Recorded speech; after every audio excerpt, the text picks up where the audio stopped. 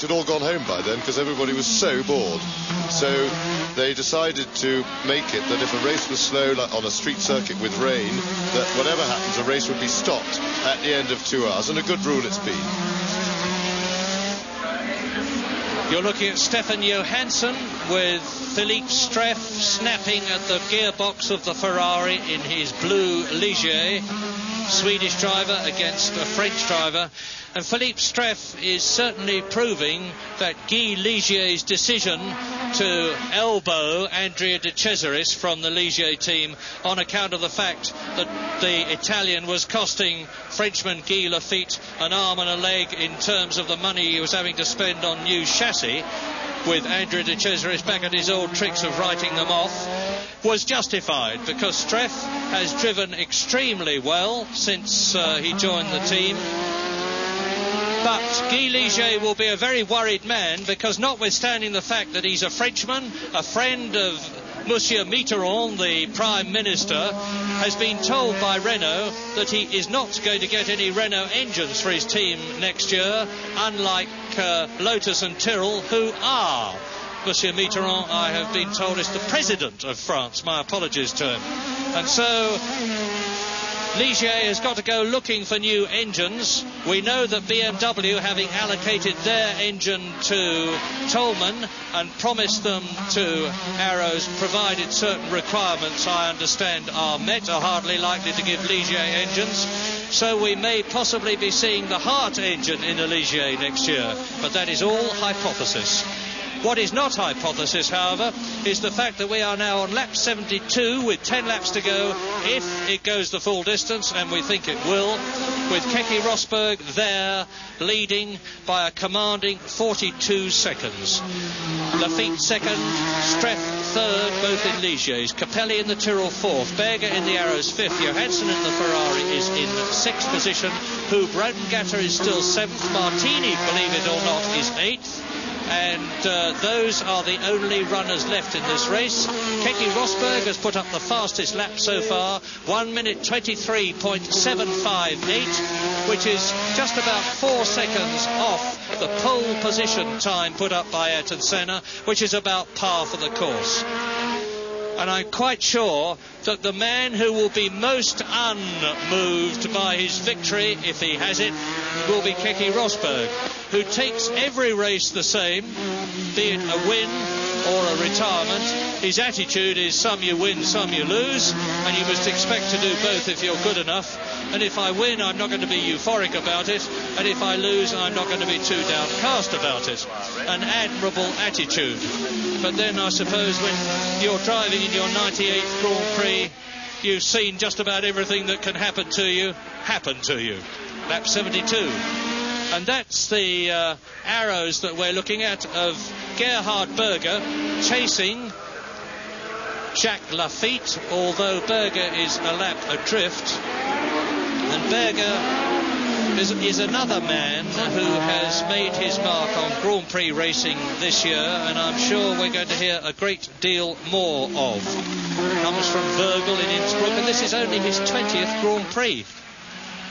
An ex-saloon racer, and not so ex because he was driving a BMW saloon, Greg Siddle's Gould racing car in the touring car race here yesterday, and got elbowed off at the point that he's approaching now, went straight into the gravel that you'll see on the left shortly. There it is. So he's probably keeping a wary eye on that as he follows the Frenchman, Jacques Lafitte, in second place. Jacques is just a little bit closer to Keke Rosberg than he was. He's got the gap down to under 40 seconds now. But I'm quite sure in my mind that it is because Keke Rosberg, knowing exactly what the situation is from his in-car radio and from his visual pit signals, is just easing the pace a bit. If you turn the boost down, of course, it relieves the internal stresses on the engine, makes life easier for the motor, and therefore, if there is any inherent weakness, which there certainly doesn't seem to be in the Honda, makes it more likely to last the full race distance. And Keke hopefully shouldn't have any problem with tyres. He's been in, 3 times now, is it? Twice for a full set and once for some new rears. And the reason that he will have fitted rears is because going down the Brabham Straight, which is very, very bumpy, they get an enormous amount of wheel spin, particularly if the engine is going up onto the rev limiter and the rear tyres are literally ground away. Yes, that's right. And we saw also that he grained up the rear tyres. That was visible before he went in. And of course, when the opposition finally managed to dissipate, then Keke was able to have the luxury of getting in there. Now Keke slowed it right down. He's lapping some 8 or 9 seconds slower than he was when he was really racing hard, and that's perfectly sensible. He only wants to win the race. He doesn't want to win it by a hero's margin. And so there's Keke just cruising it around. We'll have a listen as he goes past to make sure his car is healthy. He's coming down to the hairpin before the pits. He'll be past us in a minute.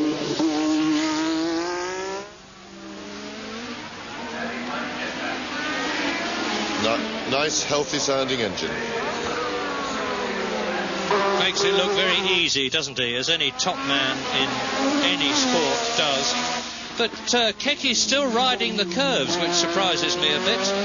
And what a difference there is at this superb Adelaide street circuit now compared with when these Grand Prix cars went out for the first time on Thursday.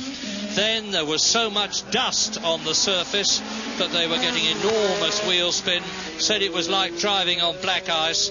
But now, after 2.5 hours on the circuit on Thursday, that's Frank Williams in the headset and Frank Durney in the white cap, Keke Rosberg's race engineer, the Japanese Honda mechanics around Frank Williams, the man who has risen from selling second-hand racing cars to being an extremely wealthy man with an absolutely magnificent racing car factory at Didcot in Berkshire in England. And Frank, for whom, of course, Alan Jones was the world champion in 1980, and for whom people like Carlos Reutemann have driven, Nigel Mansell, Keke Rosberg, looking anxiously down the pit lane, listening on his headset to see whether Rosberg, who crosses the line to complete another lap, and that's his 75th gone, and therefore 6 to go, including the one he is on, has got any problems that he wants to communicate through the radio. Rosberg coming up now to catch and pass Martin Brundle, the young Englishman in the Tyrrell, who was pushed off the course when another driver came out of the pit lane in practicing and severely deranged the rear of his Tyrrell with its Renault engine, and has been into the pits for, that was in practice, and has come into the pits, and Brundle is actually now too far back to be qualified as a finisher in this race. What's going to happen in the World Championship if the points, the positions remain as they are? Well, of course, nobody can beat Prost. He's retired from this race. More's the pity, but he retired as world champion. Michele Alboreto will stay in second position. Keke Rosberg, however, will move up to third position ahead of Ayrton Senna in fourth place. Elio De Angelis will be in fifth position, and Nigel Mansell will be in sixth place. And of course, in the Constructors' Championship, McLaren will, for the second year in succession, be the winners. Notwithstanding the fact that Stefan Johansson, the second of these two cars in the Ferrari, is now in sixth position behind Gerhard Berger fifth, Ivan Capelli fourth, Philippe Streff in third place, Jacques Lafitte second, and Keke Rosberg in the lead. McLaren will have 90 points, Ferrari will have 81, Lotus will have 71, and Williams will be third equal with the Lotus team, thanks to the fact that Rosberg has won. Now, I'm counting chickens before they're hatched, because Rosberg hasn't won. And there's been many a Grand Prix when the winner in the... There's Lafitte pointing ahead of him. I wonder what that's all about. Any clues, James? No, although he was going past his pit, he might just have been signalling about his front tyres.